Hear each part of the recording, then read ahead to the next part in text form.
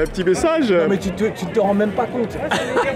Non, mais lui et nous, attends, mais c'est 25 ans, c'est 30 ans. Tu peux pas imaginer. C'est un des meilleurs mélodistes de nos musiques, de toutes musiques confondues. Mais non, c'est un compositeur, c'est un chanteur aussi, évidemment. Non. Ah, regardez-moi notre montre. Vous pouvez pas laisser entrer des gens comme ça ici. Et tu sais quoi? Vous pouvez pas laisser entrer des gens comme ça. Tu as vu ce monstre-là? Un destin historique. C'est pas la folie totale. Si c'est pas Dieu qui a fait ça, c'est qui? Voilà. Non mais attends. Dis la vérité, c'est un de nos meilleurs. La vérité est bonne à dire. Ah, ça c'est vrai. Et vocaliste. Et vocaliste, mais c'est ce que j'ai dit. Ça c'est une évidence. Ça c'est une évidence. Non. Quelle beauté. Non. Dieu m'a béni. Je suis trop béni. Mais vous aussi. Lui c'est un Congolais. Ça me dit. Très bien, merci. Non. Voilà. Bon. Non, Est-ce que... non, tu peux rien nous offrir là. Dans une heure. Dans une heure. Nakadi, je suis là aujourd'hui pour Africerie. Donc Africerie, c'est une épicerie fine dédiée aux produits Made in Africa, inspirés d'Afrique. Donc Africerie, c'est une épicerie en ligne et pour le lancement de l'épicerie, Blériot, qui est le fondateur, a voulu mettre en place une épicerie physique et il a eu l'opportunité de le faire durant la station Afrique. Donc aujourd'hui, vous allez retrouver au sein de l'épicerie un certain nombre de produits qui vont aller des jus, du snacking, des infusions, du café, du thé. Vraiment un certain nombre de produits qui sont des produits premium, de qualité et qui représentent notre très beau continent pour lui. Alors, comment est venue l'idée de créer ce concept? Alors pour le coup, le concept il a été créé par Blériot qui est un fan on va dire de food et il a voulu mettre en avant en fait le côté qualitatif de l'épicerie et donc Africerie c'est la contraction de Afrique et d'épicerie donc voilà vous avez les deux et ça a donné Africerie pour le coup. Et par rapport au JO, ça se passe comment? Vous êtes là dans le stand de la Station Afrique? Exactement, on est dans le stand de la Station Afrique depuis fin juillet jusqu'au 11 août et ça se passe très bien, on a de très bons retours. On met en avant un certain nombre de produits que les gens ne connaissent pas forcément. Donc il y a énormément de curiosité autour des produits et on est content en fait de faire découvrir une version pour le coup qualitative de ces produits, d'expliquer aussi l'histoire qu'il y a derrière un certain nombre de marques parce qu'on a pour le coup regroupé un certain nombre de créateurs de marques derrière ce projet et c'est intéressant de pouvoir le mettre en avant et de pouvoir le faire découvrir au public des JO, notamment en fait, des produits qui ont un impact bon pour notre santé et ça leur permet de venir et de consommer de bons produits et des produits de qualité qui leur apportent des nutriments tout simplement. Bah, écoute, on va vous dire merci et bonne chance. Merci beaucoup. À bientôt. À bientôt. Bonjour, je m'appelle Soran, j'ai 14 ans, j'habite à Saint-Denis, donc ici, là, et là je suis à Station Afrique, et ben on regardait les JO. Moi je trouve que c'est bien que ça se passe à Paris, vu que ça va apporter un peu de tourisme, et en même temps, vu que l'État ils sont endettés, ça va leur apporter de l'argent. Mais par contre, par exemple, là, leur idée de faire en extérieur, l'ouverture des JO, j'ai pas trop aimé. Vu qu'à tout moment, il y avait un attentat et ça aurait pu péter. Et donc voilà. Donc, après, sinon, c'est une bonne initiative. Et je suis fier que ça soit en France. Et aussi beaucoup à Saint-Denis. Même si c'est pas notre ville. Voilà. Et dédicace au caméraman. Donc, je suis Maria de Local, Café Hollande. Je suis sur le stand de la Côte d'Ivoire, au village Africa Station. Et donc là, vous voyez que je suis en train de réaliser la commande d'une cliente. Elle a demandé plusieurs cafés, je suis en train de les moudre pour elle, pour qu'elle puisse récupérer sa commande. Donc je valorise le café de Côte d'Ivoire, je valorise, et ici c'est le chocolatier ivoirien, café et cacao. Donc on vous attend tous les jours, de 14h jusqu'à 22h. Venez sur le stand de la Côte d'Ivoire, vous aurez les produits café, cacao, mais aussi d'autres produits manufacturiers dont mon collègue s'en occupe, Cissé. Il va vous présenter aussi les produits qui commercialisent. Amis du jour et de toujours et d'amour, bonjour. Nous sommes ici dans l'enclos qui fait l'Afrique aux Jeux Olympiques de Paris. La RDC est représentée malgré tout, malgré ses souffrances, malgré... Je ne vais pas en dire plus, vous le savez. Mais nous sommes là. La RDC est vivante. Elle vivra, mais elle vit. La patrie vivra. Et elle vit. La RDC sera partout. Le Congo de demain. La voici. La jeunesse congolaise. Qui va construire et qui construit avec d'autres valeurs. La non-corruption.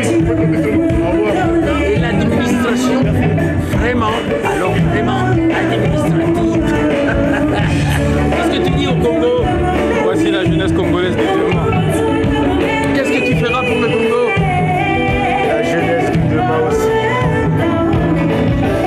Quel projet tu as pour le Congo? Construire les hôpitaux. La jeunesse congolaise de demain. Alors, nous avons celle qui tient notre stand. Le stand congolais dans ce monde-là, il y a la Guinée, il y a le Sénégal, il y a tout le monde, il y a la Côte d'Ivoire, ma deuxième patrie. Mais là, je suis au Congo. Voici la représentante qui s'appelle Je suis vice-présidente du comité missionnaire de Diaspora France. Nous sommes là pour montrer le Congo. Donc là, vous pouvez voir, il y a une marque de cosmétiques de luxe pour Botenga, pour hommes et femmes, notre culture. On a tout ce qui est accessoires, qui vient aussi du Congo, avec du bois de lignée, c'est important. On met la culture en avant. C'est important de montrer que le Congo, c'est autre que la musique, que la danse. Il y a aussi des tableaux qui seront là le 7. Donc venez vraiment le 7, c'est important. C'est la journée du Congo. On va s'amuser, on va mettre notre culture en avant, on va discuter, échanger tout ce qu'on peut faire pour notre pays et surtout comment s'unir. C'est important. Voilà. Nous sommes unis, Dieu merci. Ok. Voici une Congolaise qui assure aussi cette présence congolaise dans cet événement des Jeux Olympiques de Paris. Qu'est-ce que vous pouvez faire pour le Congo? C'est la jeunesse de demain. Ah, bonsoir à tous. Alors moi je suis le féminin de demain. Hein? Oui, Sephora pour Panda. J'ai alors la marque que vous voyez juste là. C'est ma marque, Botenga Paris. Voilà. Ce sont des soins pour la peau. Donc il y a le sérum, le gommage, des soins pour le visage, la mousse nettoyante. Et à côté de ça, donc je suis présidente de l'élection Miss RDC France. Donc tout ce qui est par rapport à la diaspora de Miss RDC Diaspora France. Et en ce moment-là du village olympique, donc pour nous c'est vraiment une expérience et surtout un partage international de partager avec tout le monde. Donc c'est vraiment top et dans ce stand-là on montre que les jeunes de la diaspora sont là aussi pour montrer qu'on est présent en tant que Congolais mais aussi présent en tant que Français. Voilà, merci beaucoup. L'avenir du Congo. L'avenir du Congo. Sur tous les plans. Que Dieu protège la RDC.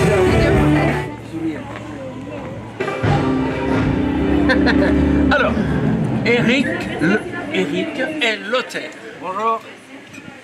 Eric est le patron de cette boîte extraordinaire qui parle du thé. Quand on parle du thé, on parle de la Russie, on parle de la Chine. Eh ben non, il n'y a pas que ça, il y a le thé du Kenya. Mais nous n'allons pas parler de ce thé-là, nous parlons du thé de la République démocratique du Congo. La seule et l'unique. Eh bien, la République démocratique du Congo était le premier producteur de thé en Afrique, avec l'Éthiopie. Mais le Kenya a pris la main. Pourquoi? Parce que dans le Kivu qui produisait le thé, est attaqué par des guerres, par des choses terribles. Bon, ça c'est le drame dont on ne va pas parler ici, mais qui existe. 20 millions de morts, je le signale. Alors, eux, ils vendent le thé. Et ce thé, ils veulent revaloriser ce bon thé de la République démocratique du Congo, du Kivu qu'on respirait, dont on respirait le parfum quand on était gosse. C'était très bon, un thé excellent. Alors je donne la parole au patron. Quel est votre projet? Qu'est-ce que vous faites? Merci Bibi, merci Bibi. En fait, quand on a décidé de créer la maison Keno, déjà Keno, qu'est-ce que ça veut dire? C'est-à-dire cadeau de Dieu au Kenya ou encore en Jamaïque. Et ce qu'on a voulu faire, c'est tout simplement rendre ces lettres de noblesse à l'expérience africaine en termes de thé. Il faut savoir qu'on cultive du thé en Afrique depuis à peu près 1872. Donc on a un savoir-faire, mais personne ne le sait. Et nous, ce qu'on a décidé de faire, tout simplement, c'est de travailler à travers tout le continent avec les meilleurs petits producteurs pour ressusciter des thés comme le thé violet, excusez-moi, le thé violet, un thé encore méconnu du Kenya, ou encore rendre ces lettres de noblesse au bissap, à l'infusion hibiscus qui représente vraiment le continent.